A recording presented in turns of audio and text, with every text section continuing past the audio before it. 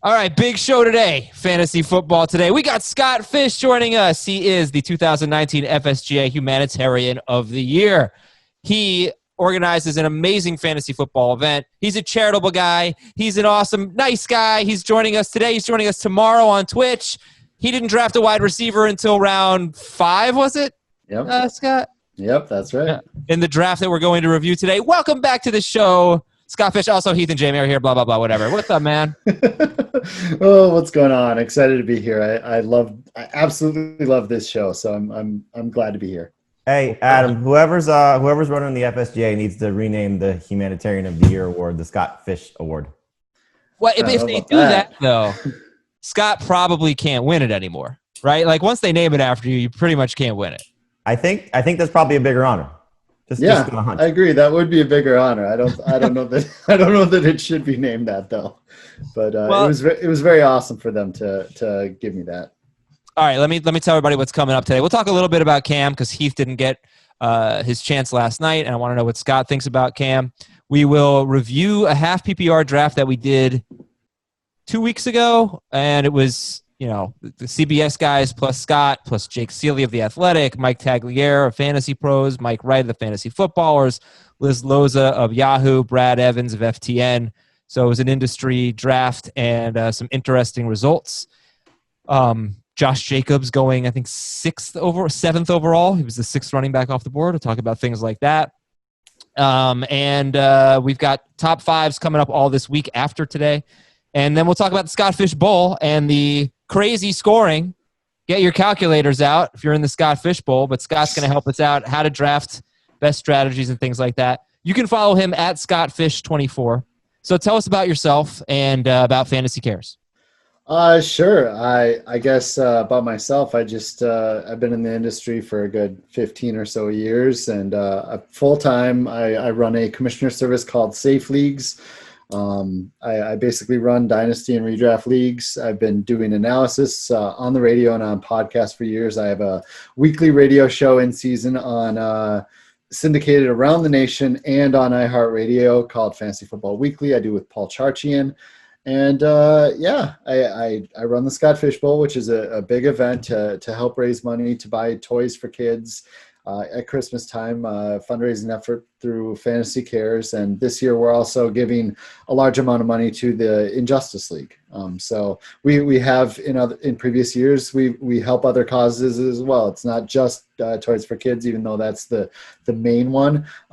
We helped during the hurricanes, the hurricane in Texas, we gave to that. We've given to food shelves. We've done a lot of relief efforts as well. So it's very good. I like to push out there. In your league, take one of those entry fees, give it to charity. You're not going to miss it. You're doing something awesome. There are hundreds of thousands of fantasy leagues. If we all banded together just a little bit, we could do a lot of good out there. The nicest human being in fantasy. Whoa, enough about Heath. What's up, Heath? He's like Bizarro Adam Azer. Well, I don't know why you say. Scott and I were talking before the show started.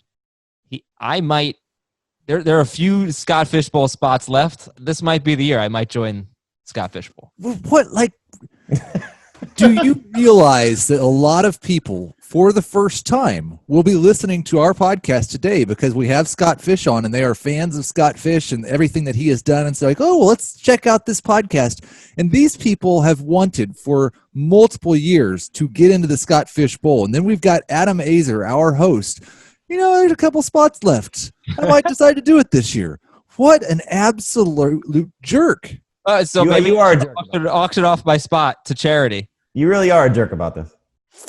I'm sorry. I have a lot of leagues. I'm trying to make. You're not making things any better. Now, I think it was 2 or 3 years ago. I don't remember when the first time was when we had Scott Fish on the podcast.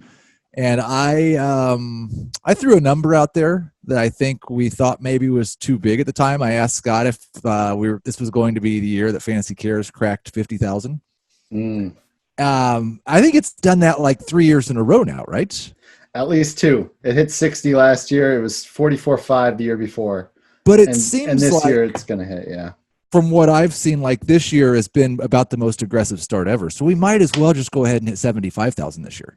Hey. You'd think it could, but this year I changed gears a little bit. I mean, we have the Podathon, we have the T-shirts, we have celebrity eliminators. We're raising monies in a bunch of different ways, but I challenged everyone in SFB, and I challenged people on Twitter to. There are so many things going on out there, from COVID to race relations and everything that I told people we need to racial injustice. I told people, get out there and give to what you're passionate about. If it's not us, that's fine. Just give to what you're passionate about, because a lot of charities need money this year. And so the numbers might be down this year for us personally, but I think that the money raised overall is going to be far higher, even if it doesn't come to us to give to what we give to. So, Scott, there is a spot open for Adam right now? Yeah. I have looks like about 5. I have about 5 spots, and then several more that are earmarked for contests. But, so let's do this, Adam. If you say yes right now to being in the Scott Fish Bowl, I will donate $500 in your name. $500 in your name. That's it. You want more? Yes. I'm in. Yes. There we go. 1,000 times yes. I am in the Scott Fish Bowl. All right, there you go. So Scott, I'll put the donation in today in Adam's name. We'll talk there. Yeah, that's terrific. Awesome. That's wow. All right, making history here on FFT. All right, thank you, Jamie. That's incredibly generous of you, and thank you, Scott. And let's get into fantasy football. So Cam Newton, we did a bonus pod last night. It was me, Jamie, and Ben. So you heard what Jamie and Ben Gretsch have to say about it. Let's hear what Heath and Scott have to say about it. And Jamie, you're allowed to talk too, especially after that donation. So, all right, Heath, where is he in your rankings? This is all very, very, very subject to change, but I moved him up 1 spot ahead of Gardner Minshew. He's in that QB 14, QB 15 range. Not someone that if you were doing a draft today and you only wanted to draft 1 quarterback and everybody else drafts 2 in your league, not someone you could draft solely as your starter. But what I wrote in my Dynasty Rankings piece this morning that I updated, because it was all about Cam Newton, was that he might be 1 preseason game away from being a consensus top 10 redraft quarterback. If we just see him on a football field looking like Cam Newton in a game, he's going to skyrocket up the rankings. So I wouldn't blame anybody for ranking him in the top 12 right now. I still believe that he has top 5 upside, but the Patriots didn't guarantee him really anything at all. It's possible he shows up at camp and he's just not Cam Newton anymore because of all of the injuries. In that case, they could cut bait before the season even starts. Okay, Scott. So last night we were debating like Aaron Rodgers versus Cam Newton, Ben Roethlisberger, Daniel Jones, guys like that. In fact, Jamie has it: Jones, Roethlisberger, Rodgers, Cam. He has Cam 16th. You just heard Heath 14th. So how about you? Where do you think you'd have Cam Newton? I think I'd have him about in the same range right now. I weirdly would still want guys like the upside of Joe Burrow ahead of him too. Like I think I would have him probably in that 16, 17 range as well. Maybe even I'd have to think about maybe even Drew Lock ahead of him too. It'd be very. That's tough. I just love Lock's weapons, and I think they're going to really let him air it. Yeah, I probably have Cam about there. I think Heath is right on we just need to see it from him. I honestly don't see, unless Cam really, really craps the bed, I don't see them letting him, just cutting him. It feels like they generally like some vets like that in the room, but I suppose they have Hoyer. No, I can see a couple good preseason games, him jumping into the top 10 because people love that rushing upside in quarterbacks. But right now, I just have to see it. I trust in so many other quarterbacks to play a full 16 games or close to. So yeah, probably late teens for me. Jamie, I'll start with you. Which Patriots player is affected the most, either positively or negatively, with Cam Newton if Cam Newton is a starting quarterback? The only guy that I adjusted, and as we talked about this when we first did the podcast Sunday night, is N'Keal Harry. I don't think Edelman changes very much just because I think he was so dependent on the rapport with Tom Brady. So, whether it was going to be Stidham or now Cam or, who knows, maybe Brian Hoyer surprises us. But, with Cam, I think, Edelman will be good. I moved him up 1 spot, I think, in PPR. So he's at 30. I think I had him at 31. And Harry, I didn't have ranked in my top 60. He was just outside that, and now he's just outside the 40s. He's right around 50 for me.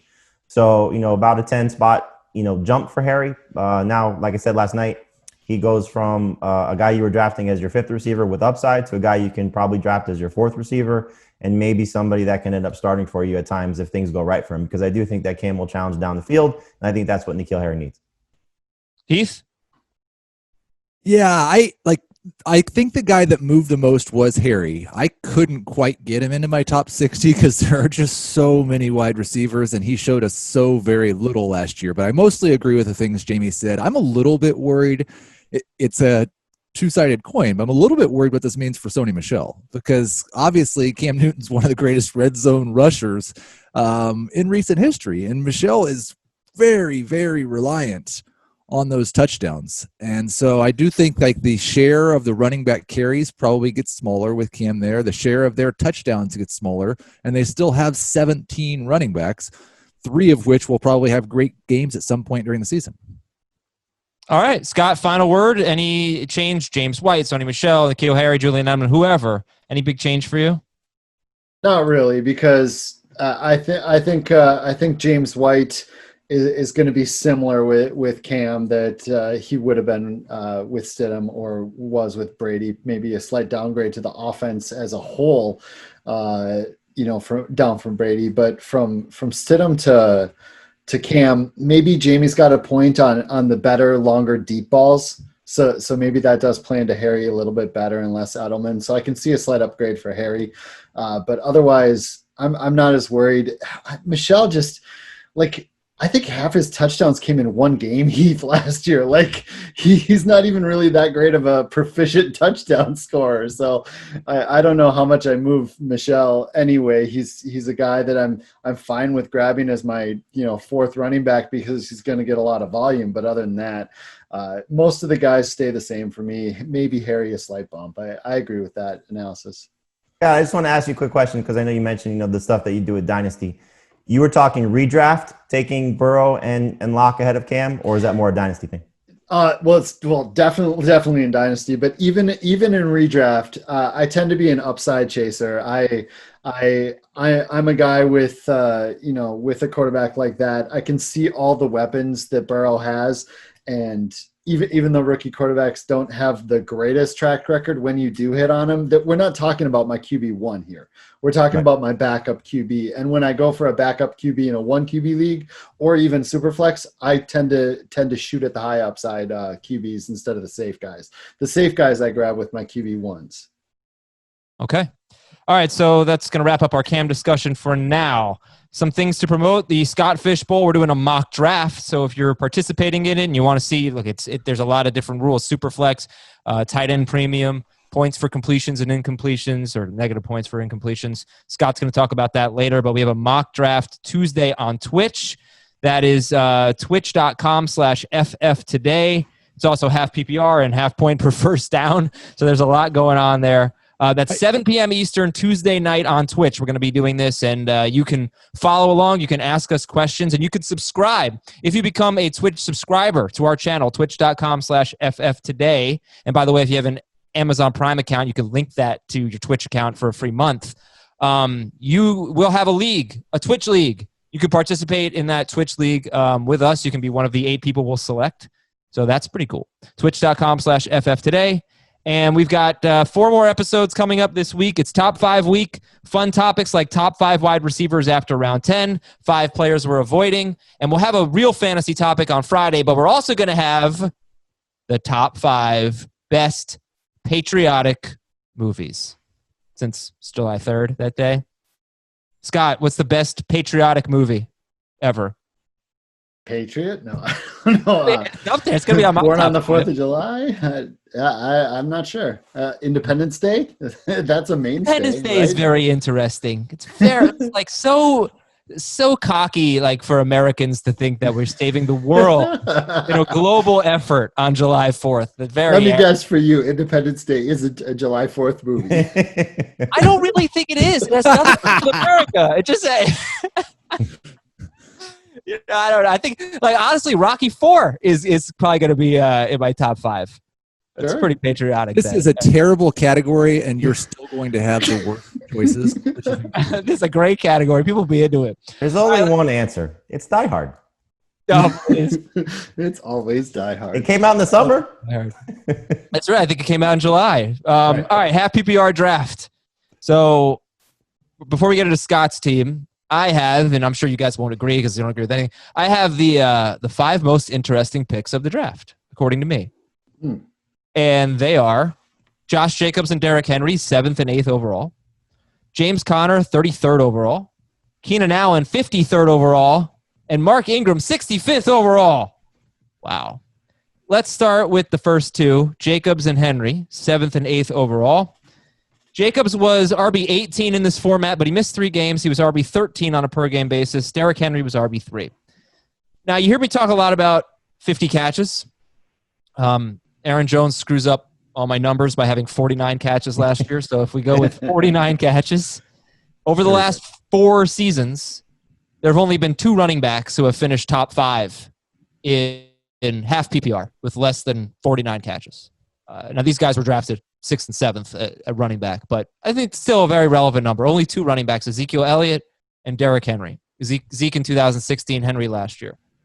So, you know, it's relevant. However, there have been 18 running backs in the last 4 seasons, so 4 or 5 per year that have finished top 12 with less than 50 catches or 49 catches.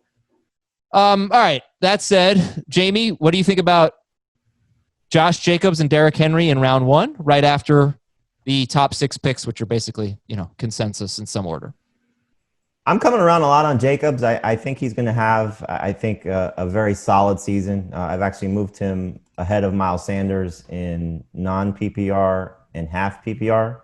I think he could be one of the guys challenging to lead the league in rushing this year.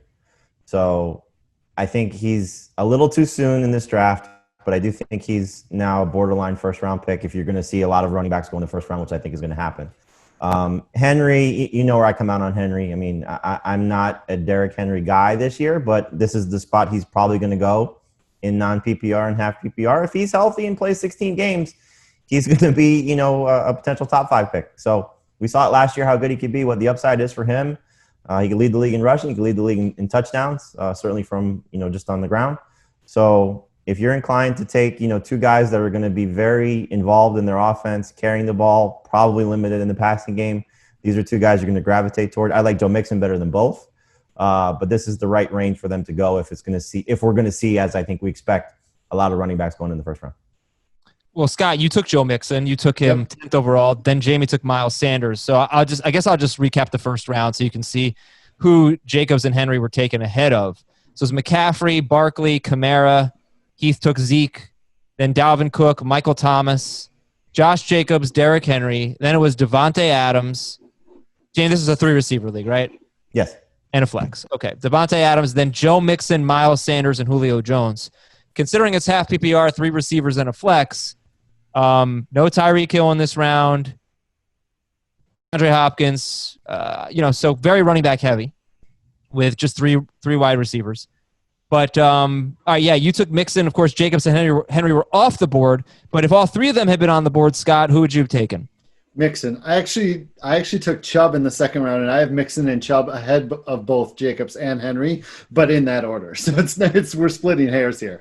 But I'm with Jamie on that. It's just the receiving potential out of really both Mixon and Chubb compared to the other 2, but definitely Mixon. It's just the way he looks in the receiving game, if the Bengals got their act together and passed to him more, and the way Joe Burrow used Clyde at LSU, if they can get that going with Mixon, because he just looks good in the passing game, that I know the stats haven't bared it out yet. I think he has great potential in the receiving game, and so I would take him above both those. I'm actually surprised you didn't. Did Leonard Fournette's 2017 not hit your point per game stats on that? Because I feel like he had like 1,400 yards and 10 touchdowns in 13 games. I don't do per game. Oh, you don't do per game. Okay, yeah. that's why. In that particular, Yeah, I was going to God, say, you listen to our show enough. You've been on enough. Adam skews things the way he wants to. don't. It's the Adam Azer stat show. Ridiculous. We just kind of branded The differently. 50 to 49 catch thing is actually, perfect. if he were to lower his camera, he's got the eye from CBS, but underneath it says Adam Azer stats. That's the way he likes to frame the show. No, it's who finished in the top 12. I mean, look, you start getting into per game, the guys miss time. Going to get to 50 catches. That's true. Whatever, you could do it that way as well. No, I just when you were saying that, I was like, he's going to mention Fournette's 2017 any second here because that guy was pretty beastly for some. Yeah, and Fournette, actually, I was going to mention him in this draft too because he went 36th, which was pretty high, but I trying to pick some players that we haven't talked quite as much about. Heath, something tells me that if you were picking in the back half of the first round, you had the fourth pick and you took Zeke, that you wouldn't have taken Jacobs and you wouldn't have taken Henry and you wouldn't have taken Mixon, that you would have taken Devontae Adams. Yeah, definitely over Mixon, definitely over Jacobs. Half PPR, like definitely in non-PPR, I'm taking Henry over Devontae Adams, or definitely in non, yeah, but in half PPR, it's really, really close. I don't really, like, I understand the hope and the upside for Josh Jacobs, but it's pretty much that he could just be what Derrick Henry was last year, I think.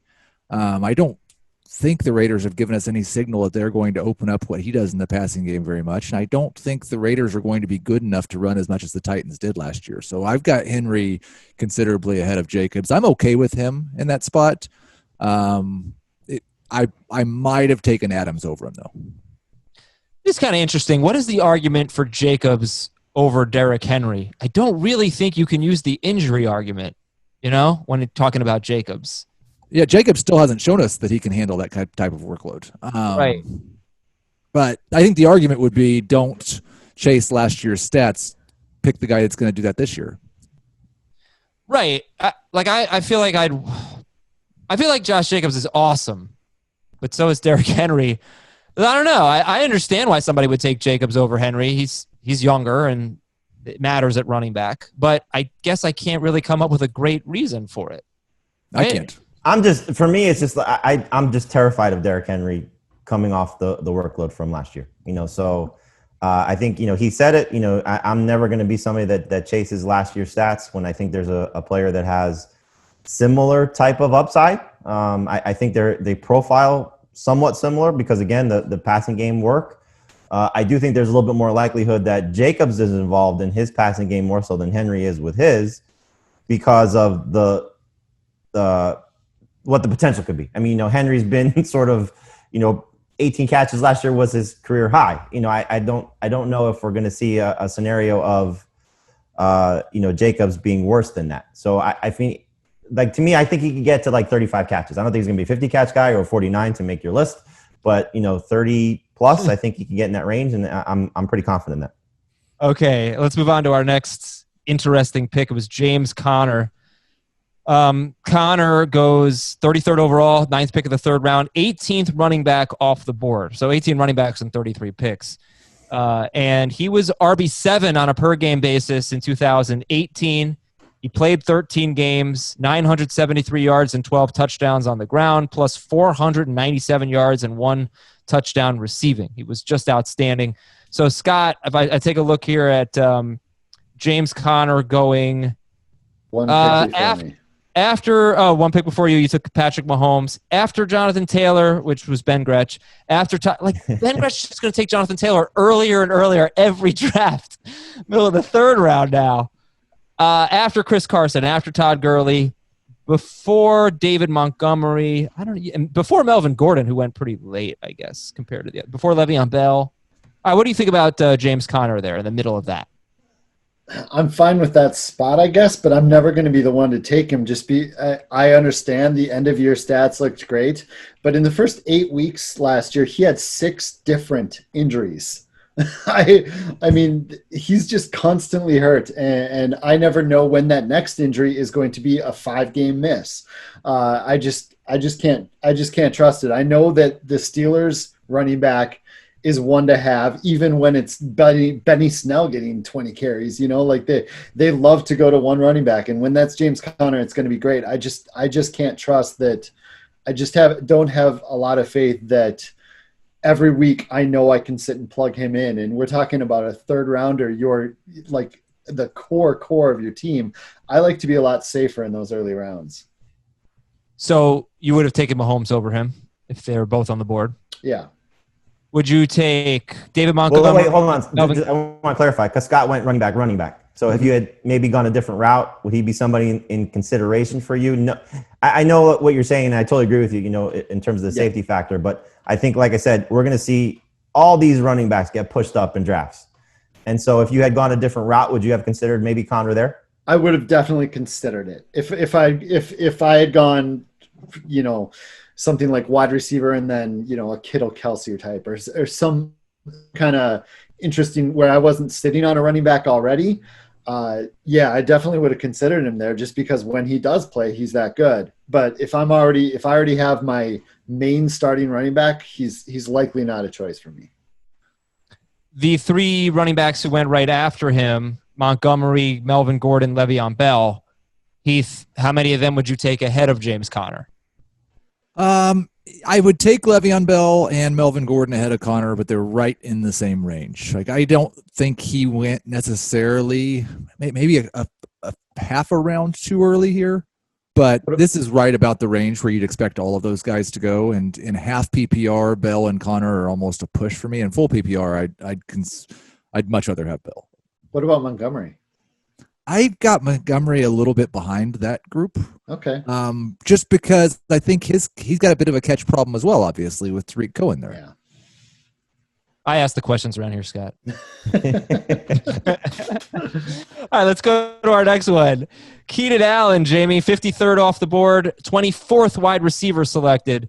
3 straight seasons top 12 in PPR. 3 straight seasons top 15 in non-PPR, so obviously top 15 in half PPR as well because he's a high catch guy. I think 97 or more catches 3 straight years for Keenan Allen. But he's wide receiver 24 in this draft. He goes just after 5 wide receivers in a row in the 5th round. DK Metcalf, AJ Green, T.Y. Hilton, Keenan Allen, Stephon Diggs. And Heath and I both passed up Keenan Allen. I passed him up for DK Metcalf, Heath for T.Y. Hilton. Jamie, what do you think about this value here for Allen? I think it's good value, but it's the spot I expect him to go, the range I expect him to go in, behind the receivers that we're taking. I just think, we're going to see a downgrade for him with the quarterback change. So, with what Tyrod Taylor is going to do by comparison to Phillip Rivers, eventually Justin Herbert, I think at some point, whether it's late in the season or however things go early in the year for the Chargers, but I just think it's a downgrade for Allen, so he'll elevate the quarterback play because he's an elite talent, but will he elevate the quarterback play enough to help his own numbers? And I think that's the concern. So for a guy that doesn't typically score a lot of touchdowns, for the receptions that are probably going to come down, the yards will come down with it. I just don't think that he's the same guy anymore without a quarterback like Rivers running the offense. Do you think the 3 wide receivers who went ahead of him, Metcalf, Green, and Hilton, were good picks? Mistakes?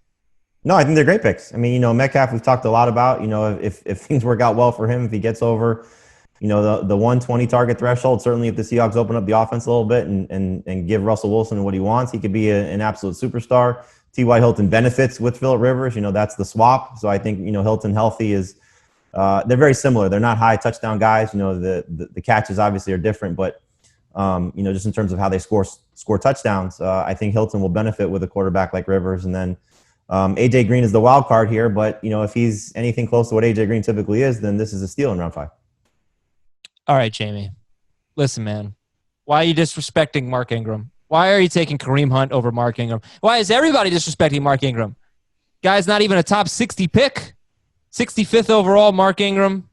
Jamie, I'll start with you because you did take the running back who went just before him, 3 picks before Ingram. You took Kareem Hunt. You also took Cam Akers. So with back-to-back picks, you go Akers in round 5, Hunt in round 6, and you leave Mark Ingram, who was like top 10 last year, a career overachiever when it comes to touches. Like, he just scores so many touchdowns.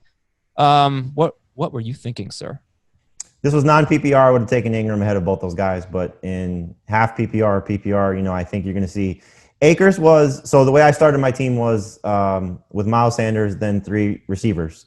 And so I was looking more upside at that point as my RB2 as opposed to, a little bit more of a safe safe option. And maybe that would have made more sense to take Ingram over one of those two guys to have, one upside play, let's say Akers, and then a little bit more of a safety valve in Mark Ingram. But the addition of J.K. Dobbins, as we all know, he's going to be 31 by the end of the season, so he is age 30 by the time the year starts.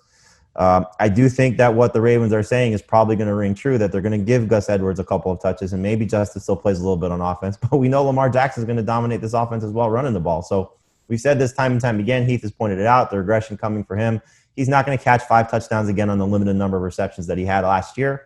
And so I think with everything trending in the wrong direction for Ingram, he might be safer than Hunt, but Hunt, as we saw, once he was involved in the passing game, was probably better at that point in the season, but on par. And if Hunt gets a bigger role carrying the ball, I think he has a higher ceiling than what Mark Ingram does.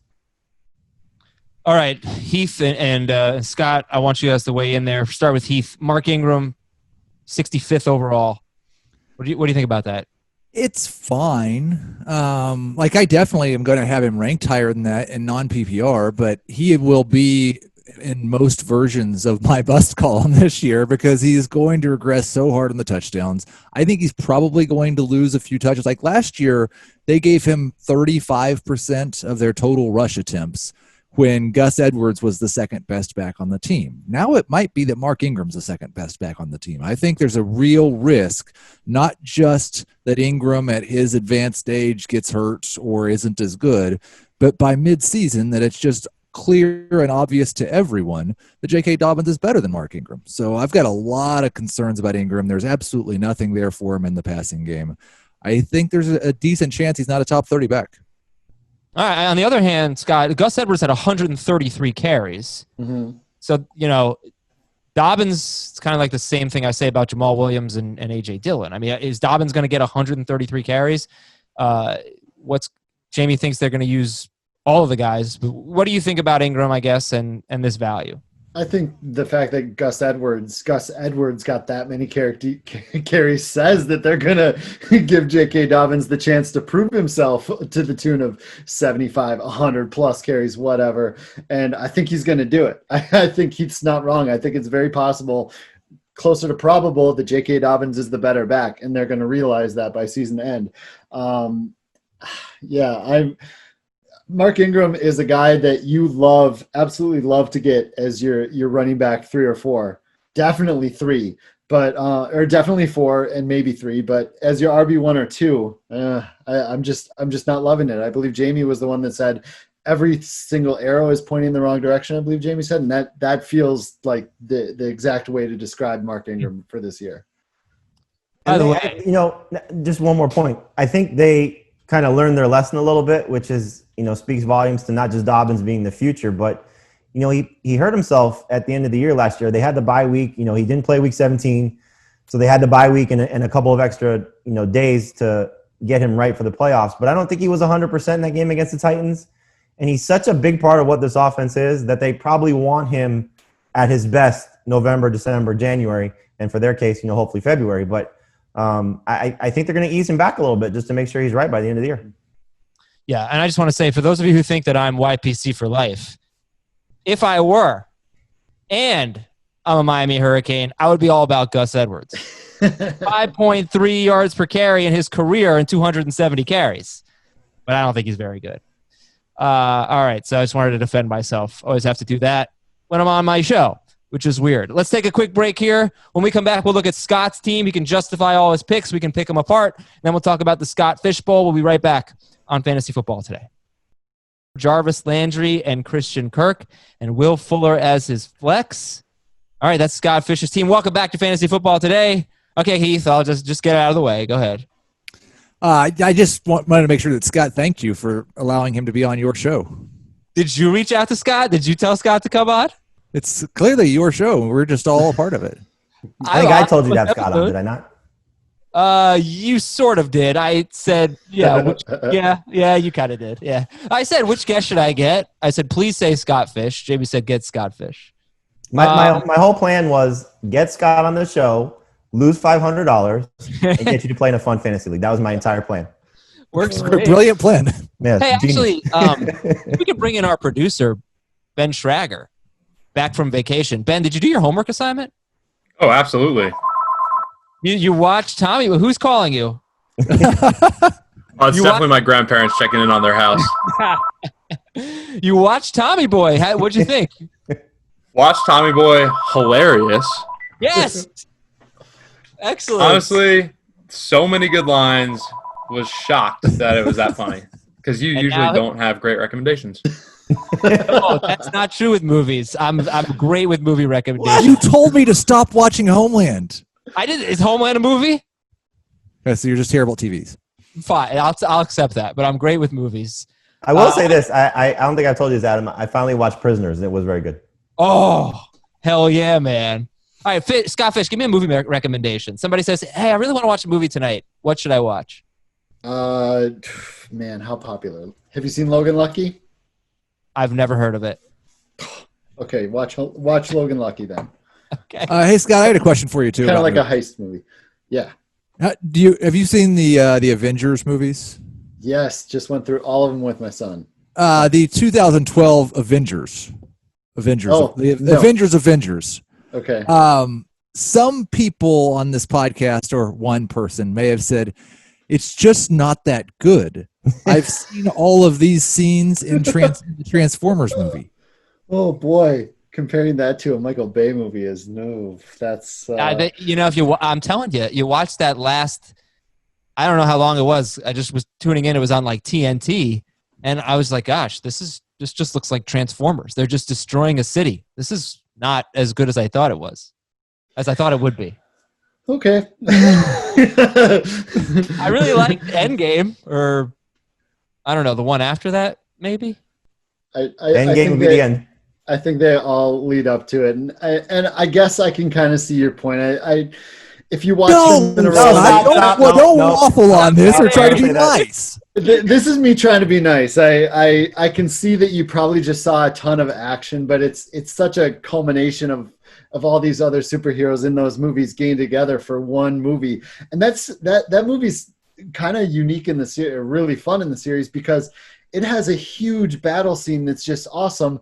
And that's halfway through the movie, and then there's another one at the end. I'm a big fan of that movie. So, we're doing the same thing you did. We're going through chronologically in like the order that things happened with my 10-year-old right now, and I think that is still either first or second. I think we're up to Ant-Man tonight, but it's still first or second in our rankings. Yeah. Scott, Adam just sent Schrager a note saying, "Clip that.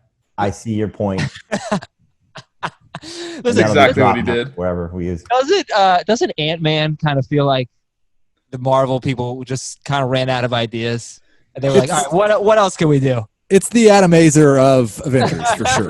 Man. But Paul Rudd is amazing, though. He's amazing, and he's funny. Ant-Man is probably one of my son's favorite of the Marvel series just because he's so funny. It's just kind of a ridiculous character, I just think. Like Ant-Man, that's a superhero. He's probably in the middle for me, but he's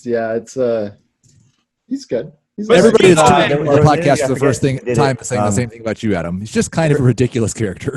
Plus, Chris Evans and Paul Rudd did some sort of podcast together or something. I forget what it was. And apparently, they filmed Paul Rudd doing some sort of scene from Grease. They pranked him on his first day on the set. But one of the things they said was Paul Rudd has three of the biggest genres or groups of shows. He's been on Friends, he's in Marvel, and he's in the Judd Apatow group, with Anchorman. Like he hits like almost every benchmark. He's also in the Wet Hot American Summer group, which is the State people, for those of you who grew up watching The State. So yeah, he's all over the place. And he's grown on. I didn't love Paul Rudd at first, but now I'm a huge fan. You have a lot of time to do those things when you don't age. Yeah, I know. I know. I was watching Clueless a couple weeks ago. He looks like younger now than he did in Clueless. This is kind of crazy. All right. So let's go to Scott's team here.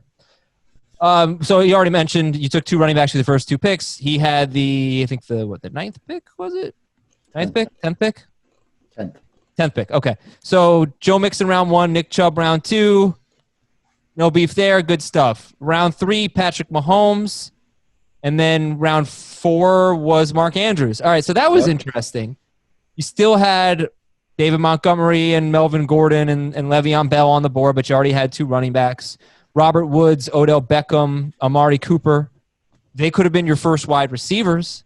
Yeah, actually, my first wide receiver, I was torn, and it took me down to 4 ticks on the clock to take Mahomes over Calvin Ridley, and then Jamie went and took him with the next pick, which I love seeing because that just confirms that I was at least in the right area. And then my plan was to take A.J. Brown on the other side, and then Jamie took him. So I quickly pivoted to go with a top 3 tight end and just grab a ton of safe plus a mixture of safe and upside wide receivers later. I figured having that top quarterback, top wide receiver, and 2 top running backs, I could play around a little with the end of my draft. Okay, and then you ended up taking your wide receivers, Devontae Parker, Jarvis Landry, Christian Kirk, and Will Fuller as your flex. He also got your favorite receiver of all time. Oh, yeah. All right, so Scott's from Minnesota. He's a Vikings fan. Mm-hmm. I've been saying that I think Justin Jefferson, and I don't have a ton of conviction about this, okay? I admit. Because I think it's a toss. I really think it's a toss-up. Like, predicting who the best rookie wide receiver is going to be, I don't know how you could sit there and be super confident in the pick it right now. I think it's going to be Justin Jefferson. I just think he has an obvious role to slot into, pun intended. Mm-hmm. What do you think?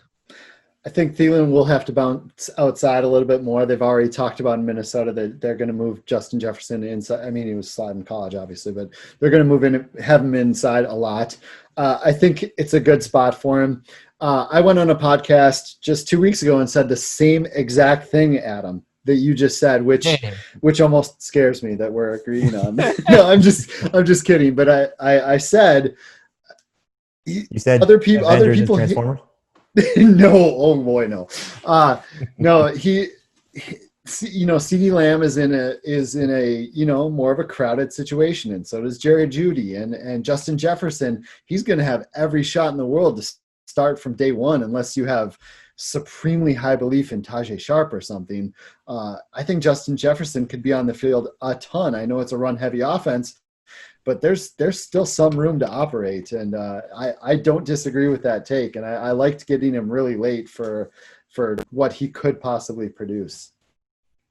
And I just want to tell people the last 10 years who the number 1 rookie wide receiver has been and where he's been selected among wide receivers in the NFL draft. It's usually like a top 6 wide receiver in the draft. Mike Williams in 2010 was 15th. Victor Cruz was an undrafted free agent in 2011. Then it's gotten better, put it this way. T.Y. Hilton. It's really bravo, because I would expect with that information you would just say the last 8 years. No, I'm not. So 2012, T.Y. Hilton was the 13th wide receiver selected. Justin Blackmon, I believe, was actually number 1 in PPR, though. T.Y. Hilton in non-PPR, and Blackmon was the first wide receiver selected. Since then, Keenan Allen was the 8th wide receiver. Odell Beckham was the 3rd. Amari Cooper was the 1st. Michael Thomas, 6th. Juju Smith-Schuster, 6th. Those guys are both second-round picks. Calvin Ridley, 1st wide receiver. A.J. Brown, 4th wide receiver drafted, second-round pick. So, usually a top 6 guy in recent years, that would be Justin Jefferson, first-round pick. It's been a first or a second-round pick, finishing as the number 1 wide receiver 6 straight seasons. So he fits the criteria. And all I'm saying is, it's not the guy that we always expect. Well, Scott, because you do more drafts, obviously outside of our group. I know you've done a couple with us already, but the mock drafts that you've seen, has it been mostly Lamb and Jeudy as the first rookie receivers off the board? Because that's what we see. Yeah, it is. It wouldn't surprise me at all if it's just based on opportunity. If it's Jefferson, if it's now Ayuk because of the Deebo Samuel injury, it could be Henry Ruggs, who was the first receiver drafted, but he could step into a big role, obviously, with the Raiders, but we just don't expect them to be a high-volume passing offense. I know Heath likes Denzel Mims, with his opportunity for the Jets. Could be a significant surprise, let's say, like an Antonio Gandy Golden, if, let's say, Terry McLaurin got hurt, somebody like that. But I think Jefferson, Ayuk, Mims, maybe Pittman if Hilton got hurt again and struggled with injuries. But those guys that are stepping into significant roles may not be as talented as Lamb or Jeudy, but they have better opportunities, like we saw last year with some of those other rookies. Yep. Those early seasons in a player's – I'm a talent over situation guy, but in those first season or two, situation matters a whole lot. Situation can change later, and that's why you want the talent in dynasty leagues. But in the first year or two, like now, absolutely, players like that can get a lot of reps on the field if they have a wide open. And you drafted Mims, and Mims is, this is not a shot at their talent. Those guys, Jefferson's extremely talented, as we saw at LSU, and Ayuk. I think a lot of people overlook him because he played at Arizona State, and they get a lot of the same hype. But again, opportunity is huge for him. I knew Adam was going to make that remark about first and second year wide receivers, and that's why every wide receiver I drafted was a top 60 pick in the NFL draft. I knew it beforehand, so I just wanted to make sure I had them on my team. Man, like, if you're taking a wide receiver who was picked after the third round of the NFL draft, good luck. Not many of them hit, honestly. And I think Tyreek Hill was after the third round, right? But he fell because of character issues. So there's those situations. But that's what I really noticed, is that it really does matter how early you're drafted with running backs and with wide receivers. And I think after the day three picks do not have a great track record. Yeah, the Stephon Diggs and Antonio Brown types are a rarity. Yeah, they happen for sure, but they are not the norm. All right, do you guys have anything that you'd like to say about Scott's team? As I mentioned, Devontae Parker, Jarvis Landry, those were his 5th and 6th round picks, and then Christian Kirk and Will Fuller. So he went with 4 straight wide receivers. Before we get to that, let me ask you why you took Tony Pollard. You don't have Ezekiel Elliott. In fact, Heath does. No, but did you just do that to piss off Heath? Because that would be, I'll donate $500 if that was the reason. Oh my gosh! Now you're putting me in a position where, as a guy who doesn't lie, should I lie for $500 for charity? No, that is not. It wasn't to piss off. At that point in the draft, I just wanted upside running back because I had 2 what I thought to be safe, secure running backs.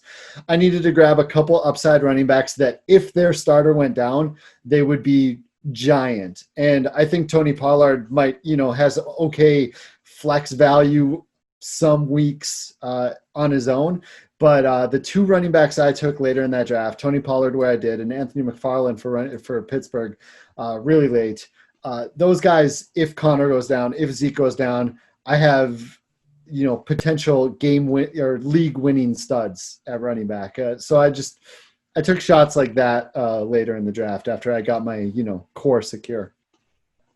I think the one thing that I would have done differently is probably just given a little bit safer third back than, because, Chubb and Mixon, if healthy, are never coming out of your lineup outside of their bye weeks. But, you could be in trouble if Zeke is healthy and James Conner is healthy, or even if Conner goes down and it's a Snell-McFarland split and you're not getting the type of production that you're hoping for. So, I understand why you probably went a little bit more wide receiver heavy after not taking a receiver until the spot that you did. But this is an illustration. It's amazing to have top 3 quarterback and tight end, like you said, Scott, with 2, top 10 caliber running backs. But this is the type of receiving core that you're left with if you go that route. And Parker, if he replicates his numbers from last year, could be great. As we know, Fuller, if he plays 16 games, could shatter his ADP and where you drafted him. And Landry's always been good and safe when healthy. But there's, these are guys that are more, I think, at least the way I view them, in the number 3 receiver range as opposed to even a number 1 or number 2. Parker would certainly profile that based on what he did last year. But this is the give and take. If you want studs at 1 spot, or in your case, studs at 2 spots, when we talk about going quarterback and tight end early, this is what you potentially sacrifice. Yep. And part of the problem with getting that, I would have loved to get that RB3, but when I build a team like this, I want to get 4 or 5 or even, 6 wide receivers, 4 or 5, definitely 4 or 5 wide receivers that I can rotate because the other parts are so secure. But you're right. It really crushed my RB3 spot, and one injury to one of those starters, and I'm in big trouble. And I guess just looking at the results, you took Christian Kirk at the end of round 7 and Will Fuller in round 8. You could have passed over those guys, one of them, and taken, how do you feel about this? You could have taken Damian Williams, Matt Breida, Tevin Coleman, Ronald Jones, Phillip Lindsay, Tariq Cohen, Kerryon Johnson. Do those guys sound appealing? not super appealing, but considering the point in draft and where my running backs were sitting with no third running back, it might have been a smarter move to grab one of them. Maybe even earlier, maybe even after that first wide receiver or two, taking a better shot. Okay, Scott, thank you for participating in that. Thank you for going through your team. Let's talk about the Scott Fish Bowl. Okay, have you memorized all the rules, all the scoring rules? It's easy. It's not that difficult. All right, what do we got? Running backs and wide receiver. Or let's start with passing. Passing is your normal for yardage. Touchdowns are 6 points in this. Interceptions are -4. But here's where it gets wonky for you, Adam. Basically, you want accurate quarterbacks who don't take sacks, because if you get more than a 67% passer completion percentage, you get bonus points basically. And if you get sacked, you get hit with a -1. So that's where the wonkiness comes. The rest isn't that difficult. Just get accurate quarterbacks that don't get sacked. But are there points for completions and negative? Yep, that's the completion percentage. It's 1 point, -1 for an interception, and +0.5 for a completion. -1 for an incompletion. Yes. Yeah. Yep. -4 for an interception. -4 for an interception. Okay. Yeah. So the quarterbacks, -5 for an interception. The quarterbacks, yeah, right. I suppose. The quarterbacks are where it gets wonky. For the running backs and wide receivers and tight ends, it's not that different. It's a half PPR league, and you also get a 0.5 point per first down. So you get the 1.5 per tight end reception. Yeah, tight ends are premium. Yep. So basically, it's not a whole lot different than your normal league. I am doing a mock. Well, not really a mock, I guess. It's a best ball league with the Scott Fish Bowl rules set up by John Bosch. And I was going to have Scott rank my start, so I know if I know what I'm doing, because I'm not sure that I know what I'm doing. I am maybe the worst record in Scott Fish Bowl history. With the sixth pick. Wait, Heath, before you go, Scott, for every negative comment you say toward Heath, Adam will make $500. Oh boy! I made a mistake in the first round, I think, probably, but with the sixth pick, I took Alvin Kamara. And I think I probably should have taken Travis Kelce. He went one pick later. With my second round pick, I was surprised he was there, but you're probably going to tell me I shouldn't have been. I took Tyreek Hill at 2.7. And then I took my first quarterback at 3.6. I got Tom Brady, and I was surprised he was there because I expect he's going to have a good completion percentage and not get sacked very often. Yeah, it's a fairly good quarterback to get in the third round. But as your QB1, I'd rather have him as my QB2. But I think every draft's going to be different. It feels like quarterbacks are lasting a little longer this year than they were in the past. Well, I think people are scared of Jameis Winston's not a starter this year, but the Jameis Winston type season, which was great in regular fantasy, but would have been awful last year in this format, right? Yeah, he would have dropped probably 15 to 20. I think he went from QB 6 to 16 actually in this scoring. Yeah. Scott, what's your ideal build? My idea build for just a normal league or a fishbowl league? Fishbowl. I want to get one stud running back early. It's start 2 and it's a bunch of flexes. So just one stud running back in the first 4 rounds. I usually want a tight end in the first 4 rounds, and I want 2 QBs in the first 4 rounds. That's the way I want to start. And after that, that's when I start hammering wide receivers and backup running backs. Like, I think your draft in our mock is a better Scott Fish draft in the Fishbowl. It wouldn't be bad at all. I'd like more quarterbacks in Superflex, but that would be a decent start, especially in the Fishbowl where you can have 4 flexes. A lot of those guys I have there with upside are getting in the lineup. Because you could have gone Mahomes, Andrews. I doubt you get Mixon and Chubb, but maybe Andrews around 3. Yeah, I could probably get 3 of those 4 in the first 3 rounds.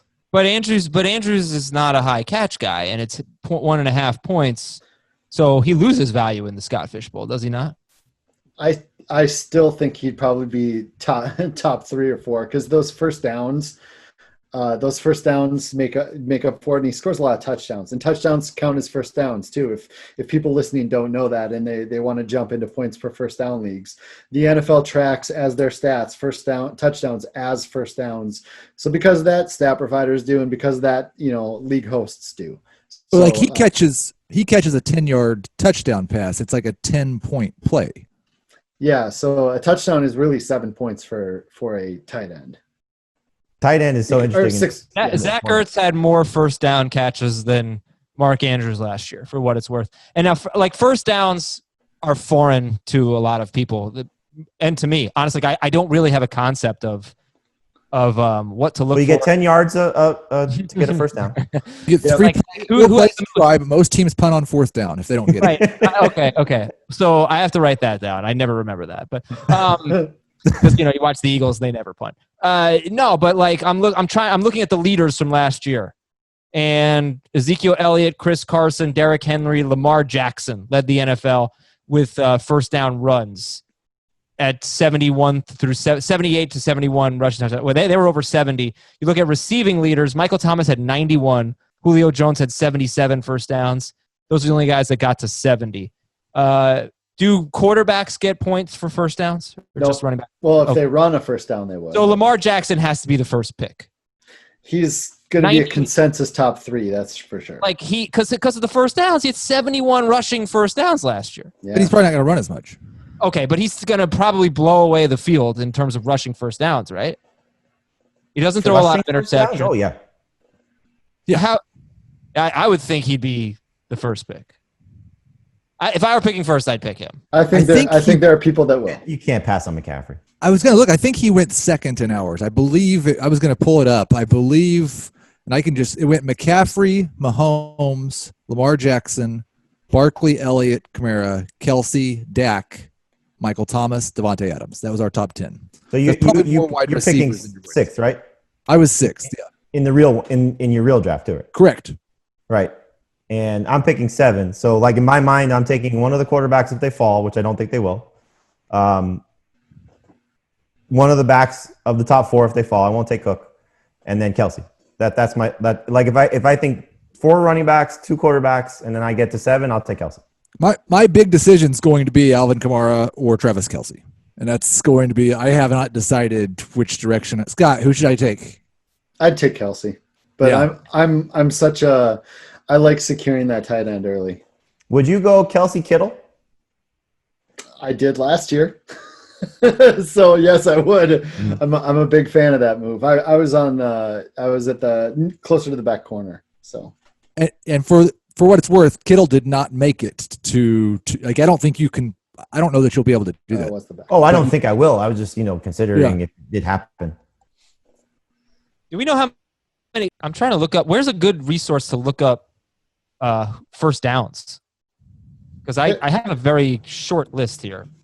Yeah, there's places out there. I know 4for4 has them. I wish I knew better firsthand or off the top of my head. Some good places. I know 4for4 has them, but it's pretty Googleable. It's getting more and more out there and popular. Yeah, NBC Sports has a list, but they only go 20 deep. So, Adam played in a first down league last year. I did. I'm not sure I realized it, but I did. I was just trying to figure out how many McCaffrey had. McCaffrey had 58 receiving and 57 rushing first downs. Yeah, they're very correlated to touches and targets. If you follow the projected targets, it's gonna be pretty correlated to first downs for wide receivers at least. All right, Scott, man, great stuff. Thank you so much for coming on. Thanks, man. This is great. Thanks for having me. Ethan and Jamie, it was great to speak to you as well. Always it was nice for him to have you on his show. Yes, thank you, Adam. We appreciate it. Man, this is like when Jax on Vanderpump Rules said it was his show. Am I right, people? Am I right?